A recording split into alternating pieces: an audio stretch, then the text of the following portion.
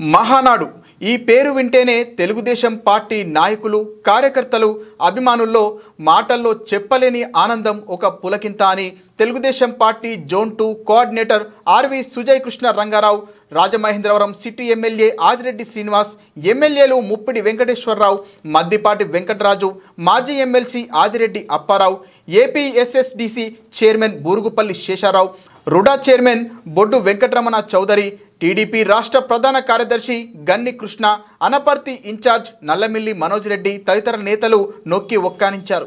Telugu Desam party పసుపు పండుగ ఈ నెల 27, 28, 29 తేదీల్లో కడపలో జరిగే తెలుగుదేశం మహానాడును పెద్ద ఎత్తున విజయవంతం చేయడానికి నియోజకవర్గాల వారీగా భారీ ఎత్తున జన సమీకరణ చేయాలంటూ పిలుపునిచ్చారు.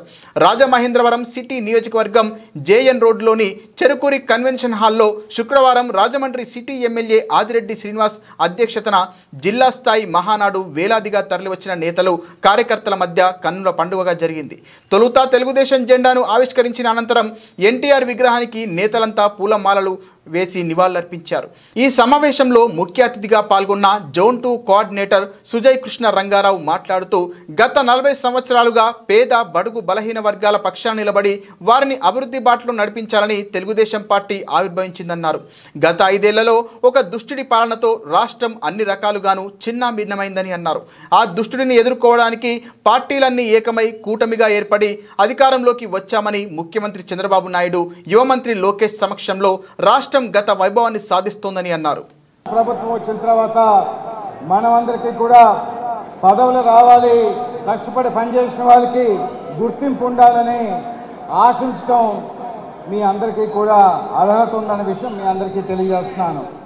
ఇక్కడ ముఖ్యంగా మీరు గమనించవలసింది, చంద్రబాబు నాయుడు గారు కానీ లోకేష్ గారు కానీ అన్ని విధాలా మనకున్న పరిస్థితుల్లోని మన కూటమి ఇతర పార్టీలతోని భాగస్వామ్యమైన పార్టీలతోని మరి వాళ్ళకి కూడా పదవులు ఇవ్వాల్సిన అవసరం ఉంది. కాబట్టి ఆ ప్రకారంగా ఇప్పటికే తెలుగుదేశం పార్టీ కార్యకర్తలకి నాయకులకి ఎన్ని పదవులు ఇవ్వగలిగితే అన్ని పదవులు ఇవ్వటం జరిగింది. రాబోయే రోజుల్లో కూడా ఇంకా కష్టపడి పనిచేసిన వాళ్ళు, పదవులు రావాల్సిన వాళ్ళు చాలామంది ఉన్నారు. అది చంద్రబాబు నాయుడు గారు లోకేష్ గారి దృష్టిలో ఉంది. తప్పనిసరిగా వాళ్ళందరికీ కూడా న్యాయం జరుగుద్దని ఈ సందర్భంగా వారి తరఫున మీ అందరికీ కూడా మనవి చేస్తున్నాను. అక్కడ ఎక్కడ కొట్టడం కాదు, కడప నరి రొడ్డుల మీద మనం అందరం కూడా తెలుగువాడి సత్తా ఏంటో చూపించాలి. 5 సంవత్సరాలు కూడా జెండా మోసిన కార్యకర్తలు చాలా ఇబ్బందులు పడ్డారు, చాలా అవమానాలు భరించారు, అనేకమైన వేధింపులు, అసలు ఈ జెండా మోయడానికే భయపడే రోజులు కూడా మనం చూసాం. అలాంటి పరిస్థితుల నుంచి ఈ రోజున అధికారంలోకి రావడం జరిగింది. కూటమి ఈరోజు కలిసికట్టుగా పార్టీని అధికారంలో తీసుకురావడం జరిగింది. తెలుగుదేశం పార్టీ కార్యకర్తల పోరాటం మనం ఎప్పుడు కూడా మరవనిది. ఇందాకే పెద్దలు చెప్పినట్లుగా సంవత్సరం కావస్తా ఉంది, ఇంకా కేసులు భయాలు ఇంకా చాలా ఉన్నాయి. నేను ఒకటే చెప్తా ఉన్నా, కేసులు ఉన్నాయి, దానికి సాక్ష్యం నేనే. మొన్న నాకు ఎక్కడికో బయటికి వెళ్ళాలని అనుకుంటే కోర్టులోని అర్జీలు పెట్టుకొని నేను బయట విదేశాలకు వెళ్ళడానికి పర్మిషన్ పెడితే ఇప్పటికీ కూడా ఇవ్వని పరిస్థితులు ఉన్నాయి. కేసులు పోల, ఆస్తులన్నీ ఇంకా అటాచ్మెంట్లోనే ఉన్నాయి.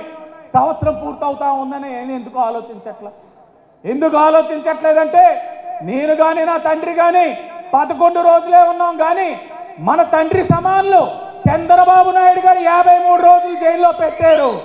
అవి మర్చిపోతామా?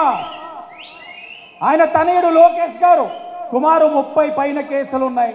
ఆయనకి జరిగిన అవమానాలు అంతా ఇంత కాదు, అవన్నీ మర్చిపోతావా? ఆ ఇబ్బందులతో పోలిస్తే మన ఇబ్బందులు మర్చిపోతా ఉన్నాం. కానీ తప్పకుండా గుర్తు చేయాలి, గుర్తు చేద్దాం. నాయకుడికి తెలుసు, కార్యకర్తల్ని కుటుంబ సభ్యుల కింద భావించే తెలుగుదేశం పార్టీ నాయకత్వానికి తెలియలేదు అని అంటే అది అవివేకం. తెలుసు, సరైన సమయంలో అది కూడా చేస్తారు, అది కూడా చేసి తీరుతారని కూడా మీ అందరికీ కూడా మరొక్కసారి తెలియచేసుకుంటూ, ఇటు పోలవరం కానీ, గోపాలపురం కానీ, నిడదవోలు కానీ, కొవ్వూరు నియోజకవర్గానికి సంబంధించినటువంటి అందరూ కూడా ప్రభుత్వ హాస్పిటల్కి వెళ్ళాలంటే కనుక రాజమండ్రి రావాలి.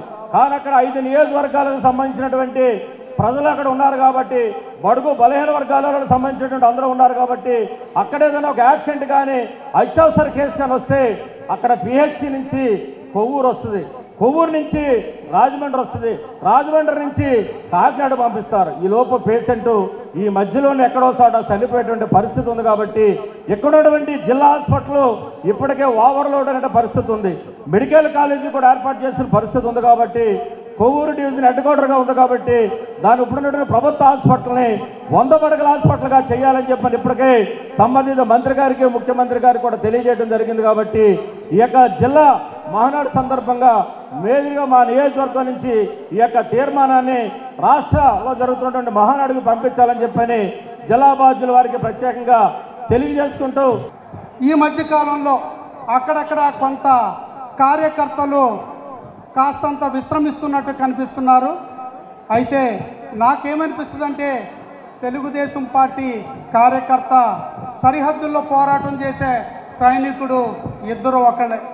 సైనికుడు కుటుంబాన్ని వదులుకొని, స్వేచ్ఛను వదులుకొని, స్వతంత్రాన్ని వదులుకొని, సుఖాలు వదులుకొని ఈ యొక్క దేశం కోసం సరిహద్దుల్లో రాక్షస మోకలు అడుగు పెట్టకుండా ఎలా అయితే పోరాటం చేస్తాడో కార్యకర్తలుగా మీది నాది అదే వృత్తి. అక్కడక్కడ కొన్ని ఇబ్బందులు ఉండొచ్చు, అక్కడక్కడ కొంత అసౌకర్యం ఉండొచ్చు, కానీ సరిహద్దుల్లో సైనికుడు ఒక్క 5 నిమిషాలు విశ్రమిస్తే దేశం ఎలా ధ్వంసమవుతుందో మన పరిస్థితి అంతే. 5 ఏళ్ల పాటు ఒక విధ్వంసకర పాలన చూసాం, ఒక అరాచక పాలన చూసాం. మళ్ళీ భవిష్యత్తులో అలాంటి రాక్షసుడు అడుగెత్తకుండా ఉండాలంటే కార్యకర్తది నిరంతర శ్రమే. ఒక టూరిజం హబ్గా రాజమండ్రి ప్రాంతం మన జిల్లా ఎదగాలని చెప్పేసి ఈ ప్రభుత్వం కానివ్వండి, మన పార్టీ తరఫున కానివ్వండి చర్యలు చేపట్టాలని చెప్పేసి ఒక తీర్మానం చేయడం జరుగుతుంది మన జిల్లా తరఫు నుంచి. ఇక మా నియోజకవర్గం రాజానగరం నియోజకవర్గం దగ్గరికి వస్తే మొన్నే మేము మా మినీ మహానాడు చేసుకున్నాం. దాంట్లో 5 తీర్మానాలు చేసాం. ఆ తీర్మానాలన్నింటినీ కూడా ఇక్కడ ఆమోదింప చేయాలని చెప్పేసి మేము కోరుకుంటున్నాం. రెడ్ బుక్ పనిచేస్తుంది. ఏదైతే నారా లోకేష్ గారిని రెడ్ బుక్ అన్నాడో ఆ రెడ్ బుక్ అంతా పనిచేస్తాం. ఒక్కొక్కరు లోపలికి వెళ్తున్నారు. ఐఏఎస్లు కానీ ఐపీఎస్లు కానీ అందరూ లోపలికి వెళ్తున్నారు. రేపో మాపో అక్కడ అధినాయకుడు ఉన్నాడు, మాజీ అధినాయకుడు, అతను కూడా లోపలికి వెళ్ళే అవకాశం ఖచ్చితంగా ఉంది. ఎమ్మెల్యే వాసు ఉదయం 6 బయటికి వెళ్తాడు, నిరంతరం కష్టపడుతున్నాడు. దేనికోసం? మా కుటుంబాన్ని వరుసగా 4 సార్లు గెలిపించినందుకు గాను. అదే కాకుండా మేము ప్రజాప్రతినిధిగా మా రుణం తీర్చుకోవాలనే భావంతో మీ ఎమ్మెల్యే వాసు గారు ఉన్నందుకే ఎప్పుడు కూడా మనం అండదండలు ఇస్తూనే ఉండాలి. కాబట్టి మేము అందరం కూడా ఈ మహానాడు యొక్క ముఖ్య ఉద్దేశమే తీర్మానాలు చేశారు కొన్ని. ఆ తీర్మానాలు అన్నీ కూడా మనం స్టేట్ పార్టీ ఆఫీసుకు పట్టుకెళ్తాం. అక్కడ మనం వాటి మీద చర్చించి దాంట్లో ఏం ఉన్నాయి, మనం ఏం చేసుకోవాలనే భావంతో మనం కృషి చేయాలని మా నియోజకవర్గంలో మేము ప్రవేశపెట్టిన తీర్మానాలు ఏంటంటే, రాజమండ్రి కాకినాడ కెనాల్ రోడ్ని పీపీపీ మోడల్లో అభివృద్ధి చేయడానికి ముందుకొచ్చిన చంద్రబాబు నాయుడు గారికి ప్రత్యేక ధన్యవాదాలు తెలియజేసుకుంటూ తీర్మానం చేస్తున్నాం.